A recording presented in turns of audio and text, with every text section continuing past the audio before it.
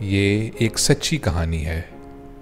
ایک دفعہ کا ذکر ہے کہ ایک انسان نے ایک خواب دیکھا تھا اور اس کے ایک دوست نے اس خواب کو پورا کرنے کا عزم کیا۔ اس ایک عزم نے ایک نیا ملک بنایا اور دنیا کا نقشہ ہمیشہ کے لیے بدل دیا۔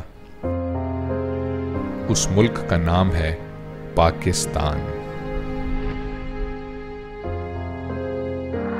ہمیں پاکستان کو قائم رکھنے کے لیے ابھی اور قربانی کرنا ہوگی۔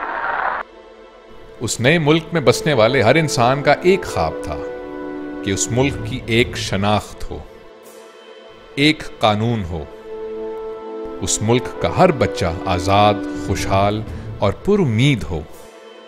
جس انسان نے یہ خواب دیکھا تھا اس کے ہاتھ میں تلوار نہیں، قلم تھا۔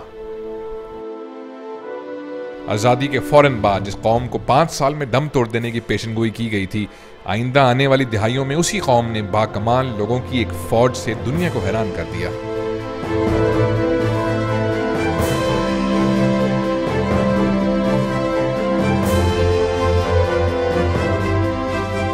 باوجود اس کے کہ ملکی معاملات اور حکومتوں کو بار بار روکا گیا۔ Army has tried to save 70 million people of East Pakistan against armed rebels of East Pakistan. اس ایک قوم کو بار بار تقسیم کیا جاتا رہا، کبھی مذہب، کبھی قومیت، کبھی زبان کے نام پہ۔ Justice must be done.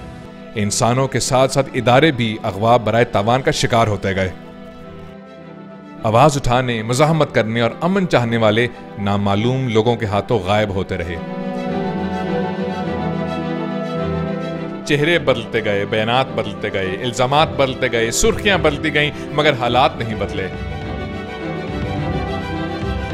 ہر دفعہ نئی حکومت آئی، تبدیلی نہیں آئی۔ کتابیں مہنگی ہوتی گئیں، گولیاں سستی۔ چھوٹی چوری کرنے والے جیلوں میں چلے گئے، بڑی وارداتیں کرنے والے ایوانوں میں۔ اسلحے کی فیکٹریاں کھڑی ہوتی گئیں، سکول گرتے گئے۔ اس ملک کا ہر بچہ پیدا ہونے سے پہلے ہی 75,000 روپے کا مقروض ہو گیا۔ جن ہاتھوں نے آنے والے کل میں اس ملک کی تاریخ لکھنی تھی، وہ آج کی جنگ میں معذور ہو گئے۔ نامعلوم، بے نام، نقاب پوش دشمن سے بچنے کے لیے سیکیورٹی کے نام پہ جو رقم خرچ کی جانے لگی، وہ زندگی کی جگہ موت کا تحفظ کرنے لگی۔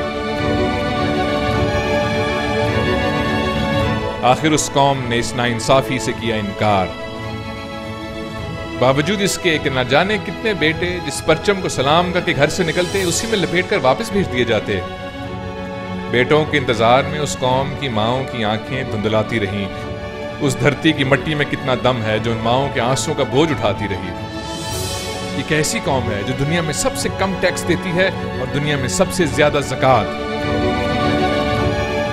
اب یہ قوم کسی سے جنگ نہیں چاہتی، کیونکہ جنگ ختم کرنے سے اندھیرا نہیں، اجالا پھیلتا ہے، امن سانس لیتا ہے۔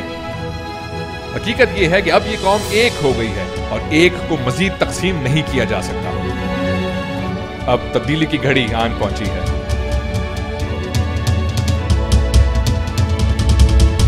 اب یہ قوم دوبارہ ان لوگوں کے ہاتھوں میں اپنا مستقبل دیکھنا چاہتی ہے جن کے دوسرے ہاتھ میں بندوق نہیں، قلم ہو، جو اپنے ملک کی بقا کی جنگ لڑیں۔